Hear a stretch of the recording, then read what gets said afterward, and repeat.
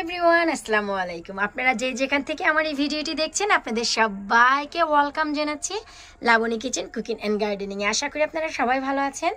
আজ আপনাদের সাথে শেয়ার করব আমার চেরি টমেটোস। এবছর আমি টমেটো গাছ লাগাইনি, আপনারা অনেকেই জানেন যারা আমার অলরেডি ভিডিও দেখা শুরু করেছেন। এই যে টমেটো গাছ এই দুটি গাছই আমাকে সৌরভ ভাইয়া দিয়েছে, আমি শুধু এনে লাগিয়ে দিয়েছি আর কিছুটা যত্ন করেছি। এখন এই পর্যায়ে এসে যে কাজটি করতে হবে, এই যে দেখতে পাচ্ছেন অজস্র ফুল এসেছে। এখন আর এই ফুল দেখে লোভে পড়লে চলবে না, কারণ হচ্ছে প্রায় অগাস্ট মাস আজকে শেষ, সেপ্টেম্বর হাতে আছে, তাতে অনেক বেশি বড় হবে না। তাই আমাদের যে কাজটি করতে হবে মোস্ট ইম্পর্টেন্ট, গাছের ছাঁটাই।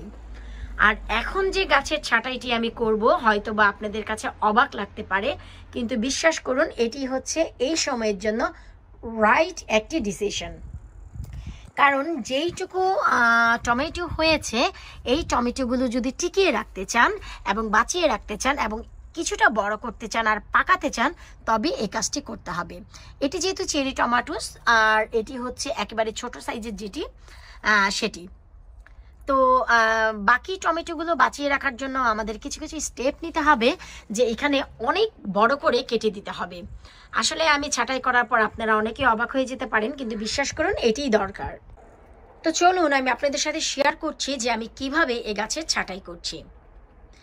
এই যে দেখতে পাচ্ছেন যে গাছের বড় আগাটি, এই যে আমি একেবারে এখান থেকে ধরে কেটে দেব। এই যে দেখতে পাচ্ছেন আমি একেবারে মাথাটি ধরে পুরোই কেটে দেব। এতে করে দেখা গেল যে অনেক টমেটো এবং ফুল সহ কিন্তু চলে এসেছে। এই যে দেখুন, এতে কোনো কিছু যাবে আসবে না।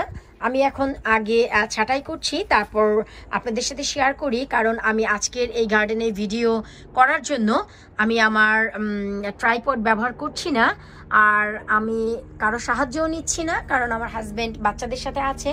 তাই আমি এক হাতে ক্যামেরা ধরে আরেক হাতে কাটতে চাচ্ছি না, এতে করে দেখা যায় অনেকটাই শেক হবে, আপনারা পুরোপুরি বুঝতে পারবেন না। এই যে দেখুন আমি দেখাচ্ছি, এই যে দেখুন। তো এইভাবে করে আমি পুরো গাছটি আগে ছাঁটাই করছি, তারপর আপনাদের সাথে শেয়ার করছি টমেটো গাছের ভালো বৃদ্ধি এবং মিষ্টি হওয়ার জন্য আপনারা কি কি করবেন। একটু লক্ষ্য করলে দেখবেন যে আমি গাছটি কিন্তু একেবারে ছাঁটাই করে দিয়েছি, যা ছিল কিছুক্ষণ আগে। আর এখন দেখুন টমেটোর সমাহার।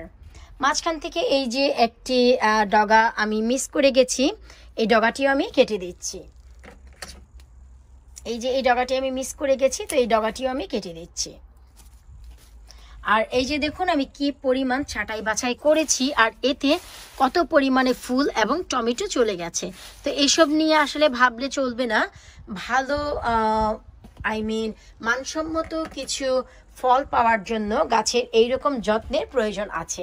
এই যে দেখুন এখন এই যে টমেটোগুলোতে এনাফ পরিমাণে তাপ যাবে, আলো বাতাস পাবে, এরা যতটুকু বড় হবে এবং খুব সহজেই পেকে যাবে।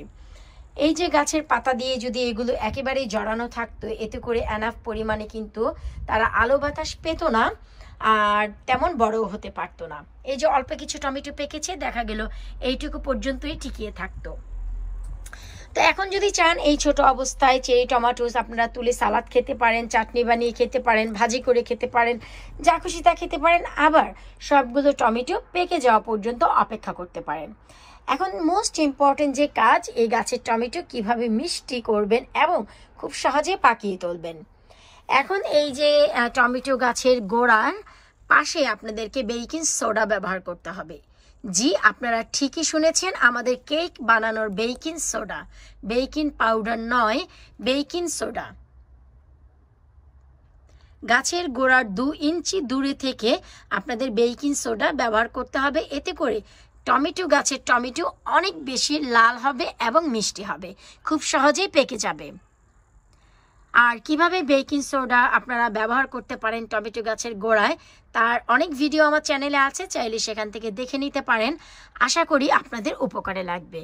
ভিডিওটি একেবারে নতুনদের জন্য আমি করেছি, কারণ এই বছর আমি সময়ের অভাবে অনেক গার্ডেনিং আপনাদের সাথে শেয়ার করতে পারিনি, দেখাতে পারছি না। কিন্তু যারা একেবারেই নতুন, এই যে ছোট ছোট স্টেপ, ছোট ছোট রুলসগুলি যদি আপনারা ফলো করেন, আপনাদের গার্ডেনে অজস্র ফলন পাবেন।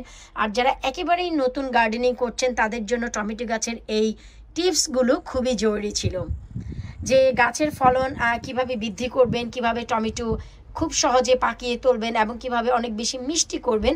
তার জন্য বেকিং সোডা মোস্ট ইম্পর্টেন্ট। আর এই যে দেখতে পাচ্ছেন যে গাছের গোড়াটি বের হয়ে গেছে, এখন আপনারা এতে বেশ কিছু কম্পোস্ট মাটি দিয়ে গোড়াটি ঢেকে দিবেন।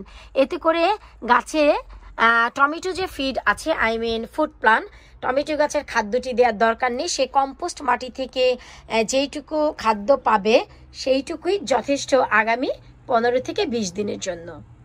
আশা করব আজকের এই ভিডিও আপনাদের ভালো লাগবে। ভালো লাগলে অবশ্যই লাইক, কমেন্ট, শেয়ার করতে ভুলবেন না এবং আমাকে সাপোর্ট করার জন্য আমার চ্যানেলটি সাবস্ক্রাইব করতে একেবারে ভুলে যাবেন না।